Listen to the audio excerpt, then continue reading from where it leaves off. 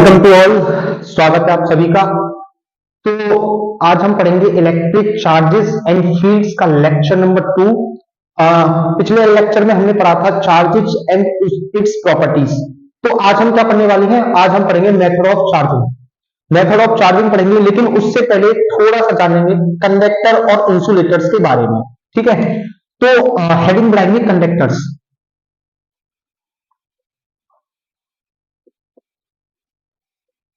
Conductor क्या होता है? कंडक्टर होता है विच अलाउ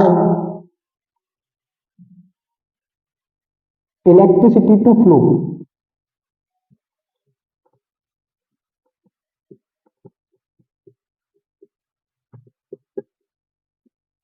यानी जिसमें से इलेक्ट्रिसिटी क्या कर जाए, फ्लो कर जाए, उसको हम कंडक्टर बोलते हैं। अच्छा, इलेक्ट्रिसिटी फ्लो करने के लिए हमारे पास क्या होना चाहिए?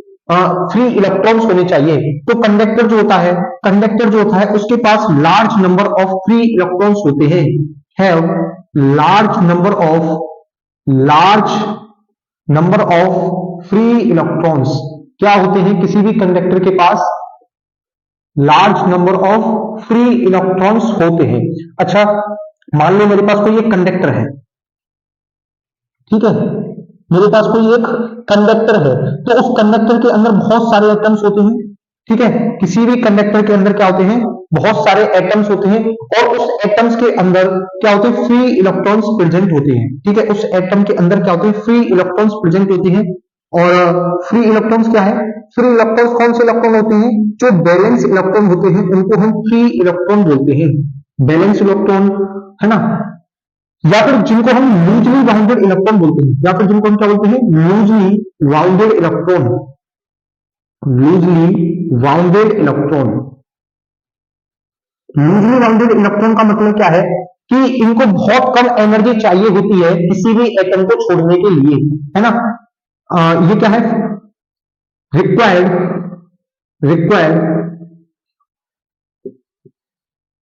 Very very less energy, required very less energy to come out. ठीक है, तो अगर हम इन बैलेंस इलेक्ट्रॉन्स को थोड़ी सी एनर्जी भी दे देते हैं, तो ये क्या करते हैं? उस एटम को छोड़कर चले जाते हैं, और क्या है? उस कंडक्टर के अंदर फ्री हो जाते हैं मूव करने के लिए। और ये क्या है? किसी भी कंडक्टर के अंदर फ्रीली मूव करने लगते हैं। लेकिन याद रखना, ये जो इलेक्ट्रॉन है इस कंडक्टर की वॉल्यूम के अंदर ही मूव कर सकते हैं, उसकी वॉल्यूम से बाहर मूव नहीं कर सकते। इस कंडक्टर के अंदर ही ये इलेक्ट्रॉन्स जो है मूव कर सकते हैं। ये जैसे चार्ज इलेक्ट्रॉन जो है फ्लो करता है, तो वहां पर हमें करंट क्यों नहीं लगता? फिर किसी भी कंडक्टर के अंदर अगर चार्ज फ्लो कर रहा है तो हमें करंट क्यों नहीं लगता? ऐसे नहीं लगेगा। सुनो, क्योंकि कोई भी मान लो कंडक्टर है ये हमारे पास। ठीक है, इसमें large number of free electrons होते हैं। ठीक है, कोई भी इलेक्ट्रॉन जो होता है उसमें large number of free electrons present होते हैं। लेकिन ये जो इलेक्ट्रॉन होते हैं ये रैंडम डायरेक्शंस में मोशन करते हैं। ये क्या करते हैं? रैंडम डायरेक्शन में मोशन करते हैं भाई, है ना? कोई किधर घूम रहा है, कोई किधर घूम रहा है। तो यहां पर क्या है? जब मैं इन इलेक्ट्रॉन्स का जो नेट मोशन निकालता हूं ना, जब मैं इन इलेक्ट्रॉन्स का नेट मोशन निकालता हूं, तो नेट मोशन नहीं निकल के आता है इनका, है ना? तो नेट मोशन नहीं होता है इनका, क्योंकि ये रैंडम डायरेक्शन में मोशन करते हैं। ठीक है, क्या करते हैं? रैंडम डायरेक्शन में मोशन करते हैं। इसी वजह से जब मैं किसी भी कंडक्टर को टच करता हूं तो मुझे वहां पर करंट नहीं लगता है। अच्छा, एक चीज और सुनी होगी कि कोई भी कंडक्टर जो होता है, कोई भी कंडक्टर होता है, उसकी केवल और केवल सरफेस पर ही चार्ज होता है। क्या उस कंडक्टर के अंदर चार्ज नहीं होता? उस कंडक्टर के अंदर चार्ज बिल्कुल होता है, लेकिन वो बैलेंस कंडीशन में होता है। यानी जितना पॉजिटिव चार्ज होगा उतना ही नेगेटिव चार्ज होगा किसी भी कंडक्टर के अंदर। लेकिन अगर हम किसी भी कंडक्टर को एक्सिस चार्ज देना चाहें, किसी भी कंडक्टर को एक्सिस पॉजिटिव या फिर एक्सिस नेगेटिव चार्ज देना चाहें, तो वो उसके सरफेस पर रहता है। तो वो क्या है? उसकी सरफेस पर होता है। यानी कंडक्टर की सरफेस पर सब एक्सिस चार्ज होगा। समझ गए? जैसे मान लो कोई कंडक्टर है, इसको नोट कीजिए जल्दी, इसको नोट करेंगे। तो अगर मान लो मेरे पास कोई एक न्यूट्रल कंडक्टर है। न्यूट्रल कंडक्टर का मतलब क्या है सर? न्यूट्रल कंडक्टर का मतलब क्या भैया? न्यूट्रल कंडक्टर का मतलब है कि जितना पॉजिटिव चार्ज होगा उतना ही नेगेटिव चार्ज होगा किसी भी कंडक्टर के अंदर। ठीक है, जैसे मान लो ये मेरे पास है न्यूट्रल कंडक्टर, तो इसमें जितना पॉजिटिव चार्ज होगा उतना ही नेगेटिव होगा, ठीक है, जितना पॉजिटिव चार्ज होगा उतना ही नेगेटिव चार्ज होगा। अच्छा, तो ये क्या हो गया मेरा न्यूट्रल कंडक्टर हो गया, न्यूट्रल कंडक्टर। अगर अगर मैं इसको एक्सिस पॉजिटिव चार्ज देना चाहूं तो इस पर सुनो, इस पे क्यू नेट कितना है, इसका क्यू नेट कितना है, 0। अगर मैं इसको एक्सिस नेगेटिव चार्ज देना चाहूं, है ना, अगर मैं इसको क्या देना चाहूं, एक्सिस नेगेटिव चार्ज देना चाहूं, एक्सिस नेगेटिव चार्ज देना चाहूं तो वो क्या आएगा, कोई एक न्यूट्रल कंडक्टर था मेरे पास, अगर मैं इसको एक्सिस नेगेटिव चार्ज दे रहा हूं तो वो उस कंडक्टर की सरफेस पर आता है, तो वो कहां पर आएगा, इस कंडक्टर की सरफेस पर आएगा, ठीक है, वो कहां पर आएगा, इस कंडक्टर की सरफेस पर आएगा, तो इसका नेट चार्ज जो होगा, है ना, वो इसका नेट चार्ज कैसा हो जाएगा, नेगेटिव, यानी यहां पर कैसा चार्ज आएगा, नेगेटिव। अगर मैं वहीं पर किसी भी कंडक्टर को पॉजिटिव चार्ज देना चाहूं, पॉजिटिव चार्ज देना चाहूं, अगर मैं किसी भी कंडक्टर को पॉजिटिव चार्ज देना चाहूं, अभी ये मेरे पास न्यूट्रल कंडक्टर है, अगर मैं इसको पॉजिटिव चार्ज दे रहा हूं तो वो उसकी सरफेस पर फैल जाता है, सरफेस पर फैल क्यों जाता है साहब, उस सरफेस पर फैल क्यों जाता है, अरे भाई सेम चार्जेस रिपेल करते हैं एक दूसरे को, है ना। अगर तुमसे कोई पूछे, अगर तुमसे कोई पूछे कि जब भी मैं किसी कंडक्टर को पॉजिटिव या फिर नेगेटिव चार्ज देता हूं तो वो उस कंडक्टर की सरफेस पर फैल क्यों जाता है ना, वो इसलिए फैल जाता है क्योंकि भैया रीजन इसका सिंपल है कि सेम चार्जेस रिपेल करते हैं एक दूसरे को, सेम चार्जेस क्या करते हैं, रिपेल करते हैं। तो यहां पर एक पॉइंट और लिख लीजिए क्या, कंडक्टर से रिलेटेड कि एक्सिस चार्ज, एक्सिस पॉजिटिव और negative charge, charge remains remains on the remains on the surface of conductor, remains on the surface of conductor, यानी जो एक्सिस पॉजिटिव या फिर नेगेटिव चार्ज होता है वो कहां पर होता है, किसी भी कंडक्टर की सरफेस पर, ठीक है। अच्छा, तो इसका थोड़ा जल्दी नोट करिए, और नोट करने के बाद आप समझेंगे कि इंसुलेटर क्या होता है, इंसुलेटर क्या है, इंसुलेटर हेडिंग बनाएंगे, तो इंसुलेटर क्या है, which does not, which does not allow, which does not allow electricity to flow, electricity to flow, यानी जो इलेक्ट्रिसिटी को फ्लो नहीं होने देता, खुद के अंदर से इलेक्ट्रिसिटी को फ्लो नहीं होने देता, उसको, उस मटेरियल को हम इंसुलेटर बोलते हैं। यहां पर क्या होता है, does not have free electrons, यहां पर क्या है, फ्री इलेक्ट्रॉन्स नहीं होते हैं, या फिर ऐसा लिख लो कि it has tightly bounded electrons, it has tightly bounded electrons, tightly bounded electrons, है ना। यहां तक ये समझ आ गया, यहां तक ये समझ आ गया। अब अपने नेक्स्ट टॉपिक पे चलते हैं जो है मेथड ऑफ चार्जिंग, और मेथड ऑफ चार्जिंग में सबसे पहला जो मेथड पढ़ेंगे हम वो पढ़ेंगे रबिंग, फिर उसके बाद पढ़ेंगे कंडक्शन, देन उसके बाद पढ़ेंगे इंडक्शन, ठीक है। हमारे 3 मेथड है चार्जिंग की, तो मेथड ऑफ चार्जिंग हेडिंग बनाइए जल्दी से, क्या बनाएंगे, methods of charging, methods of charging, और मेथड्स ऑफ चार्जिंग में सबसे पहला जो मेथड है वो है वाइल रनिंग, या फिर जिसको हम फ्रिक्शन भी बोलते हैं, है ना, जिसको हम फ्रिक्शन भी बोलते हैं। अच्छा, जब हम यहां पर क्या होगा कि दो बॉडीज को हम एक दूसरे से रब करेंगे, एक दूसरे से रब करेंगे, तो उसको हम क्या बोल देंगे, फ्रिक्शन बोल देंगे। यानी यहां पर क्या है कि both bodies are insulators, only for insulators, only for insulators, यानी रबिंग के थ्रू हम केवल और केवल इंसुलेटर्स को ही चार्ज कर सकते हैं, यानी इंसुलेटर्स को ही हम केवल और केवल क्या कर सकते हैं, यहाँ पर चार्ज कर सकते हैं। होगा क्या कि यहाँ पर जब हम दो बॉडीज को रब करेंगे तो एक बॉडी में से इलेक्ट्रॉन दूसरी बॉडी में ट्रांसफर हो जाते हैं, और एक बॉडी पॉजिटिवली चार्ज हो जाती है और दूसरी बॉडी क्या हो जाती है, नेगेटिवली चार्ज हो जाती है ना। तो यहाँ पर होगा क्या कि when two bodies when two bodies rubbed together electron transfer from one body to other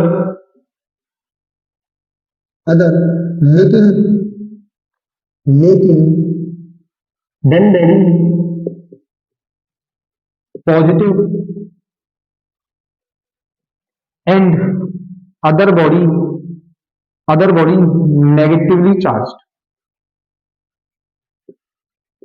यानी होगा क्या कि यहां पर दो बॉडीज को रब करेंगे और उनमें से एक बॉडी में से इलेक्ट्रॉन दूसरी बॉडी में ट्रांसफर हो जाएंगे, जिसकी वजह से एक बॉडी पॉजिटिवली चार्ज हो जाएगी और दूसरी बॉडी नेगेटिवली चार्ज हो जाएगी। जैसे मान लो कि मेरे पास कोई बॉडी है ए और दूसरी बॉडी है ये, ठीक है, तो दोनों बॉडी क्या है, न्यूट्रल बॉडी है, दोनों बॉडी क्या है, न्यूट्रल है, ये भी न्यूट्रल है और ये भी न्यूट्रल है, ठीक है। तो इस पर जो नेट चार्ज है वो कितना है, 0 है, ठीक है। इन दो बॉडीज पर नेट चार्ज कितना है, 0 है। अगर मैं इन दो बॉडीज को रब कराता हूं, अगर मैं इन दो बॉडीज को क्या करा रहा हूं, यहां पर रब करा रहा हूं, यहां पर इन दो बॉडीज को मैं क्या करा रहा हूं, रब करा रहा हूं, तो मैं अगर मान लो इस बॉडी में से इलेक्ट्रॉन ट्रांसफर हो गए इस बॉडी के लिए, यानी इस बॉडी में इलेक्ट्रॉन क्या कर दिए, ट्रांसफर कर दिए, तो हम क्या देखेंगे कि ये वाली जो बॉडी है ये पॉजिटिवली चार्ज हो जाएगी और ये वाली जो बॉडी है वो नेगेटिवली चार्ज हो जाएगी। यहां पर क्या है कि एक बॉडी पॉजिटिवली चार्ज हो रही है, दूसरी बॉडी नेगेटिवली चार्ज हो रही है, तो यहां पर इक्वल एंड अपोजिट नेचर का चार्ज आ रहा है ना। जब भी हम दो बॉडीज को रबिंग या फिर फ्रिक्शन के द्वारा चार्ज करते हैं तो वहां पर अपोजिट नेचर का और इक्वल मैग्नीट्यूड का चार्ज आता है। इन दो बॉडीज का नेचर जो है अपोजिट है, यानी एक पॉजिटिव है तो दूसरी नेगेटिव है, लेकिन इनका मैग्नीट्यूड अगर मैं निकालूं तो वो क्या आएगा, सेम आएगा। यानी जितना इस बॉडी पर पॉजिटिव चार्ज होगा उतना ही मैग्नीट्यूड का इस बॉडी पर नेगेटिव चार्ज होगा, ठीक है। अब बात करते हैं कंडक्शन की, इसको नोट कीजिए। अच्छा, अब जैसे कंडक्शन से जैसे हम रबिंग या फ्रिक्शन से इंसुलेटर को चार्ज कर रहे थे, उसी प्रकार हम कंडक्शन से केवल और केवल कंडक्टर को चार्ज करते हैं, है ना। कंडक्शन से हम क्या है, केवल और केवल कंडक्टर को ही चार्ज कर सकते हैं। देखिए कैसे, तो दूसरा हेडिंग क्या है, बाय कंडक्शन।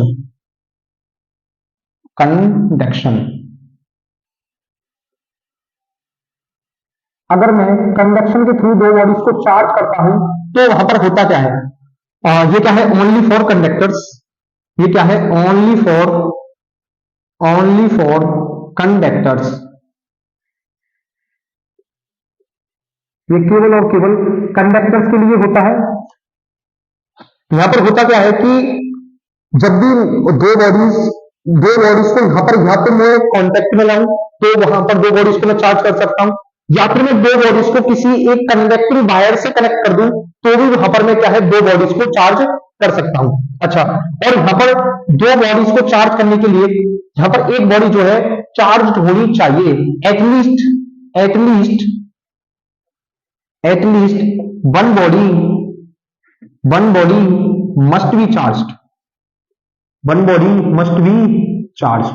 एक बॉडी क्या है, कम से कम चार्ज होनी चाहिए, ठीक है, एक बॉडी कम से कम चार्ज होनी चाहिए। अच्छा, अगर मान लो कि मेरे पास ये है और इसके लिए क्या होना चाहिए, और बोथ बॉडीज आर आइडेंटिकल, यानी बोथ बॉडीज आर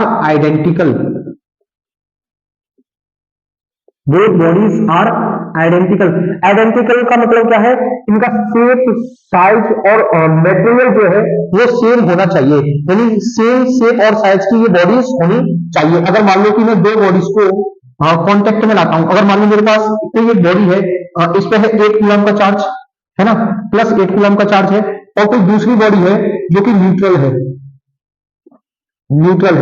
अगर मैं इन दोनों बॉडी पर नेट चार्ज निकालूं तो इस पर 8 कूलम और इस पर न्यूट्रल है तो भाई कोई चार्ज नहीं है, तो यहाँ पर नेट चार्ज होगा वो प्लस 8 कूलम का चार्ज होगा। यहाँ पर जो नेट चार्ज होगा वो क्या होगा, प्लस 1 कूलम का चार्ज होगा। अब मैं इन दो बॉडीज को जब कांटेक्ट में लाता हूं, जब मैं इन दो बॉडीज को कांटेक्ट में लाता हूं, तो यहां पर होगा क्या कि जब मैंने इन दो बॉडी को कांटेक्ट में लाया तो इन पर चार्ज जो है वो इक्वली डिस्ट्रीब्यूटेड हो जाएगा, यानी कंडक्शन के बाद चार्ज जो है इक्वली डिस्ट्रीब्यूटेड हो जाता है। तो यहां पर कितना होगा, यहां पर 4 कूलम का चार्ज हो जाएगा और यहां पर भी 4 कूलम का चार्ज हो जाएगा। ठीक है, जब मैं कंडक्शन कराता हूं या फिर मैं इनको यहाँ पे कनेक्ट कर एक दूसरे के कांटेक्ट में ले आऊं या फिर मैं इसको कनेक्टिंग वायर से कनेक्ट कर दूं, तो यहाँ पर क्या है इक्वल अमाउंट का मतलब क्या है, दोनों बॉडी में इक्वली चार्ज जो है डिस्ट्रीब्यूटेड हो जाता है। और यहाँ पर क्या है सेम नेचर का चार्ज आता है, यहाँ पर क्या है same nature of charge, same nature of charge after conduction, after conduction, यानी कंडक्शन के बाद क्या है सेम नेचर का चार्ज आता है। मतलब अगर मैं कंडक्शन से पहले इस बॉडी पर कितना था, चार्ज बॉडी पर चार्ज था पॉजिटिव चार्ज, तो इन बॉडी पर भी कैसा चार्ज आएगा, पॉजिटिव पॉजिटिव चार्ज आ जाएगा। अगर इस बॉडी पर नेगेटिव माइनस का 1 कूलम होता तो यहां पर -4 कूलम -4 कूलम चार्ज आता। ठीक है, यहां तक बात समझ में आ गई। जो फ्रिक्शन है उसके थ्रू हम केवल और केवल इंसुलेटर्स को ही चार्ज कर सकते थे और कंडक्शन के थ्रू हम कंडक्टर को चार्ज कर सकते हैं। और कंडक्टर के लिए क्या है, यहाँ पर एक बॉडी चार्ज होनी चाहिए, दोनों बॉडीज आइडेंटिकल होनी चाहिए और यहाँ पर कंडक्शन के बाद जो दोनों बॉडी पर जो चार्ज आता है वो कैसा आता है, सेम नेचर का चार्ज यहाँ पर आता है। ठीक है, तो इसको नोट करेंगे जल्दी से। तीसरे मेथड को पढ़ते हैं चार्जिंग की, वो क्या है बाय इंडक्शन, कि इंडक्शन के द्वारा हम किसी भी बॉडी को कैसे चार्ज कर सकते हैं, इंडक्शन के द्वारा हम किसी भी बॉडी को कैसे चार्ज कर सकते हैं। मान लो मेरे पास एक कंडक्टिंग बॉडी है, मेरे पास क्या है, मेरे पास एक कोई कंडक्टिंग बॉडी है, ठीक है, और मैंने उस कंडक्टिंग बॉडी को इंसुलेटिंग स्टैंड पर रखा हुआ है, मैंने उस बॉडी को कंडक्टिंग बॉडी को इंसुलेटिंग स्टैंड पर रखा हुआ है, इंसुलेटिंग स्टैंड। अब जब मैंने इस बॉडी को कंडक्टिंग इंसुलेटिंग स्टैंड पर रखा हुआ है तो मैं इसको आइसोलेटेड बॉडी बोल सकता हूं, आइसोलेटेड बॉडी बोल सकता हूं, क्योंकि मैंने इसको इंसुलेटिंग स्टैंड पर रखा हुआ है और इंसुलेटिंग स्टैंड पर रखने का मतलब है कि इस बॉडी का अर्थ से कोई भी कनेक्शन नहीं है, अर्थ से कोई भी कनेक्शन नहीं है। क्यों साहब अर्थ से कनेक्शन क्यों नहीं रखा, क्योंकि अगर मैं इस बॉडी को कुछ चार्ज देता तो वो अर्थ में चला जाता। ठीक है, वो क्या है अर्थ में चला जाता। तो ये क्या है मेरी न्यूट्रल बॉडी है, ये क्या है मेरी न्यूट्रल बॉडी है।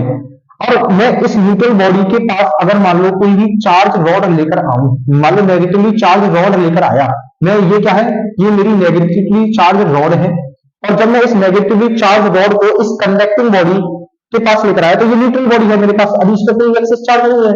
न्यूट्रल बॉडी का मतलब क्या है कि उसमें चार्ज जितना पॉजिटिव चार्ज है उतना ही नेगेटिव चार्ज है। तो यहां पर होगा क्या, यहां पर होगा क्या कि इस बॉडी में जितना भी नेगेटिव चार्ज होगा, जितना भी नेगेटिव चार्ज होगा वो रिपल्सन के थ्रू, वो रिपल्सन के थ्रू क्या होगा, ये नेगेटिव चार्ज रॉड को लेकर आया तो रिपल्सन के थ्रू इधर आ जाएगा। ठीक है, और रिपल्सन के थ्रू इधर आ जाएगा तो इधर क्या होगा पॉजिटिव चार्ज, इधर क्या होगा पॉजिटिव चार्ज। क्या पॉजिटिव चार्ज इधर आएगा, नहीं पॉजिटिव चार्ज इधर नहीं आएगा। जब ये नेगेटिव चार्ज इधर आएगा तो यहां पर क्या होगा, डिफिशियंसी ऑफ इलेक्ट्रॉन, यहां पर क्या हो जाएगा डिफिशियंसी ऑफ इलेक्ट्रॉन यहां पर हो जाएगा। और यहां पर क्या होगा, इधर इधर जो होगा हमारा एक्सिस ऑफ इलेक्ट्रॉन, इधर क्या होगा हमारा एक्सिस ऑफ इलेक्ट्रॉन यहां पर होगा। तो यहां पर ये क्या होगा, यहां पर रीअरेंजमेंट हो रहा है, यहां पर क्या हो रहा है रीअरेंजमेंट हो रहा है चार्ज का। जब मैं इस रोड को यहां पर पास में लेकर आया, जब मैं इस रोड को पास में लेकर आया न्यूट्रल बॉडी के पास, तो इसके जो इलेक्ट्रॉन्स थे वो रिपल्सन के थ्रू इधर आ गए और यहां पर क्या हो गया पॉजिटिव चार्ज हो गया, क्योंकि यहां पर डिफिशियंसी ऑफ इलेक्ट्रॉन था इसलिए हमें यहां पर पॉजिटिव चार्ज हो गया। और यहां पर क्या है एक्सिस ऑफ इलेक्ट्रॉन है।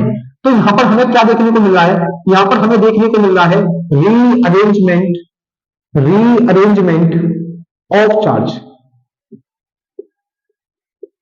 rearrangement of charge, but body is still neutral, but body is still neutral।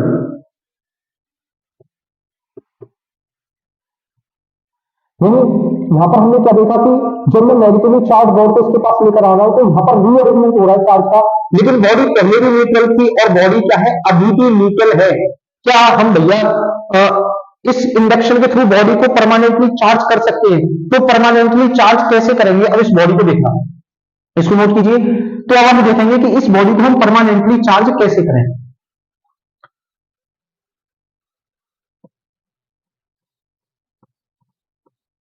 तो उसके लिए कुछ स्टेप्स हैं, उसके लिए कुछ स्टेप्स हैं। तो परमानेंटली चार्ज करने के लिए स्टेप वन क्या है?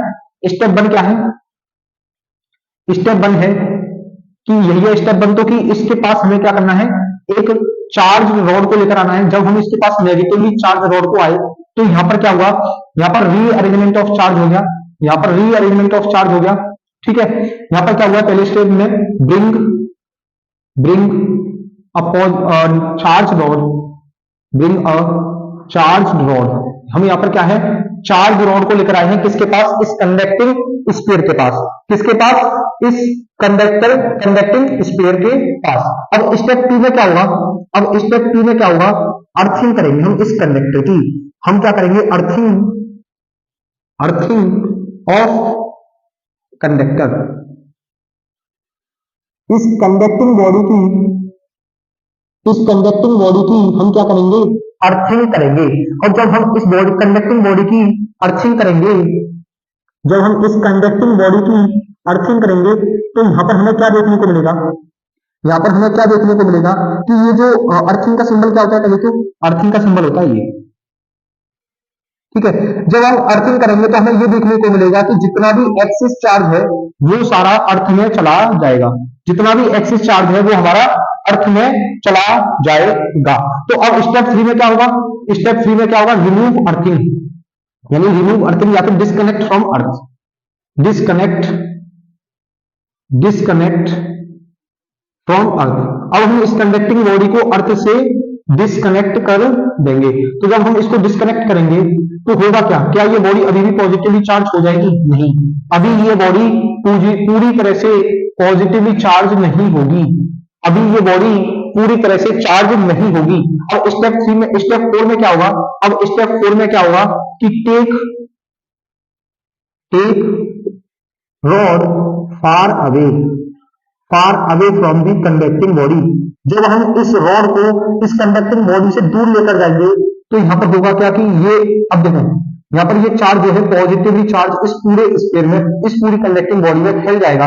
अब देखना यहां पर क्या था कि ये जो नेगेटिवली चार्ज रॉड थी ये इस पॉजिटिव चार्ज को बांधे हुई थी, है ना, ये इस पॉजिटिव चार्ज को बांधे हुई थी, ये इसको जाने नहीं दे रही थी। अब जैसे हम इस रॉड को ले गए तो ये पॉजिटिव चार्ज जो है वो पूरी इस बॉडी में फैल गया और ये बॉडी जो है फाइनली पॉजिटिवली चार्ज हो गई।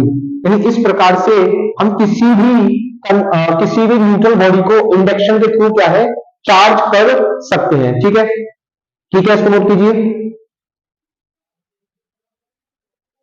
अब हम पढ़ेंगे चार्जिंग ऑफ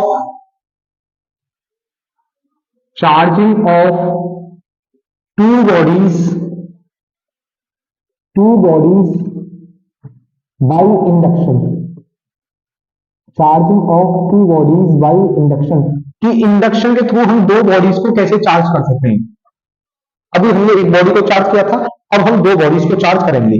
कि मान लो हमारे पास फिर से दो कंडक्टिंग न्यूट्रल बॉडी है ना, और हमने इनको इंसुलेटिंग स्टैंड पर रखा है ना, और ये दोनों बॉडी कैसी है, एक दूसरे से कनेक्टेड है ना। मान लो ये बॉडी है ए और ये बॉडी है बी, ये बॉडी है ए और एक बॉडी है बी, है ना। अभी हमने क्या है इनको एक दूसरे के पास रखा हुआ है।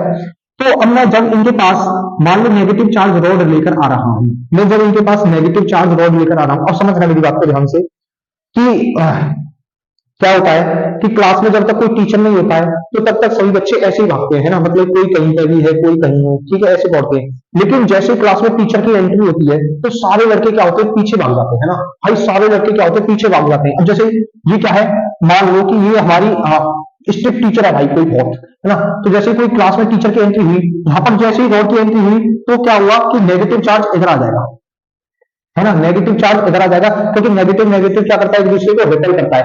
जैसे ही क्लास में टीचर की एंट्री हुई तो सारे लड़के क्या हुए भाई पीछे भागते भाई साहब। अब सारे लड़के पीछे भाग गए, है ना, सारे लड़के पीछे भाग गए, तो यहाँ पर आगे कौन बचेगा भाई, आगे कौन बचेगा, लड़कियां बचेंगी बिल्कुल। तो यहाँ पर अब सारे इलेक्ट्रॉन्स इधर आ गए, तो इधर क्या बचेगा, इधर पॉजिटिव चार्ज बचेगा भाई। सारा नेगेटिव चार्ज इधर आ गया, तो इधर क्या बचेगा, पॉजिटिव बचेगा। इधर क्या बचेगा, पॉजिटिव बचेगा। तो ये स्टेप वन था, ये हमारा स्टेप वन था। अब स्टेप टू में क्या होगा, स्टेप टू में क्या है कि इन दो बॉडीज को अलग अलग कर दो भाई साहब, इन दो बॉडीज को अलग अलग कर दो। अब जब मैं इन दो बॉडीज को अलग अलग करूंगा, तो मान लो ये है ए बॉडी, ये है ए बॉडी, और ये है हमारी बी बॉडी, बॉडी बी, ठीक है।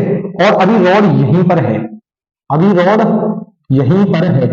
तो अब क्या होगा, अब क्या होगा, तीसरे स्टेप में क्या होगा कि इन रॉड को, इस रॉड को दूर लेकर चले जाओ, इस रॉड को दूर लेकर चले जाओ। टेक रॉड फार अवे, इतना दूर लेकर चले जाओ कि यहां पर दिखे ही नहीं, यहां पर दिखे ही नहीं। तो यहां पर होगा क्या, होगा क्या, यहां पर इस कंडक्टर में, सॉरी इस स्फीयर में क्या होगा, नेगेटिवली चार्ज फैल जाएगा, और इस स्फीयर पे क्या हो जाएगा, पॉजिटिव चार्ज आ जाएगा।